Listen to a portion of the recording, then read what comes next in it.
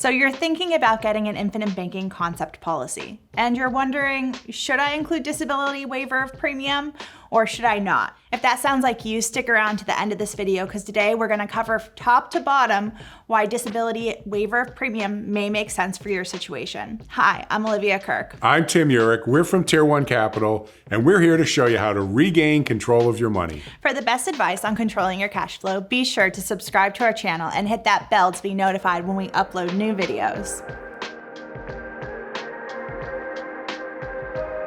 A lot of times when agents are designing an IBC policy, they're solely focused on the rate of return. So they don't end up including any riders that have a cost to them, like the disability waiver of premium. But keep in mind, for sure, having disability waiver of premium will reduce the rate of return. And depending on the company you're using, some companies only charge the rider on the base policy. So the cost is going to be negligible. And again, depending on your situation, it may be well worth having that extra protection in case something happens to you. You get sick or injured and you cannot work, and therefore you have no money coming in. And then the question becomes, how are you going to pay for the policy? So let's take a step backward. What exactly is the disability waiver of premium rider, and what does it do, and why would you want it? Well, the disability waiver of premium rider is a rider on the policy that has a small cost that ensures your premium gets paid even if you're not paying it yourself. So if you become disabled and unable to work, the insurance company is going to cover the cost of your premiums.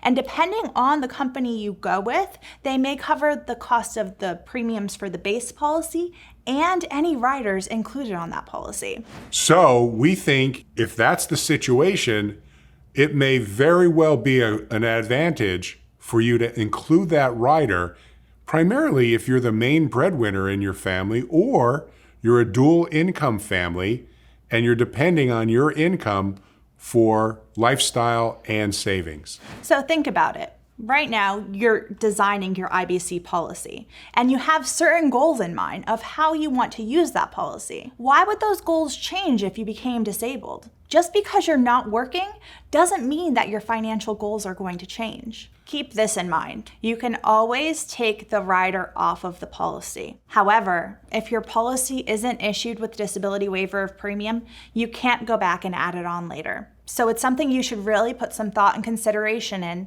especially if you're a younger person, let's say under age 50. So now let's take a look at what happens if you get disabled, you're unable to work, and you did not have the disability waiver of premium rider on your policy. So if you don't have the rider, the first thing you have to ask yourself or find out is there enough cash in your policy to keep the policy going if you can't make the premium payments?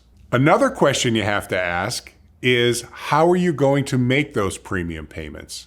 And a third question would be, again, if you're disabled and you didn't have the rider, how is the policy going to continue, and how are you going to use and or access the money in your policy going forward if there are no premiums going in? Think about this. If you have an IBC policy properly designed with the waiver of premium rider and you're to become disabled, hey, maybe your financial goals have changed. And maybe your new financial goal is to maintain your lifestyle and your financial security, which is a great goal. And this properly designed policy will allow you to do it. You'll have complete liquidity, use, and control of that cash value with no questions asked, which is very important at this time of your life because let's face it, you have no proof of income. Traditional means of accessing money from a bank or a credit card are now going to be difficult because you have no source of income. And the premiums are being covered by the insurance company. Imagine the peace of mind that comes with that.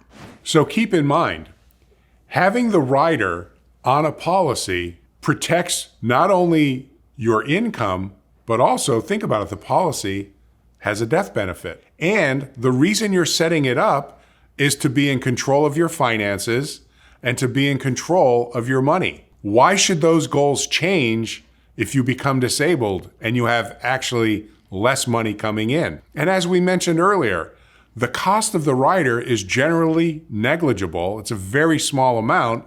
And more importantly, insurance is a transfer of risk to begin with.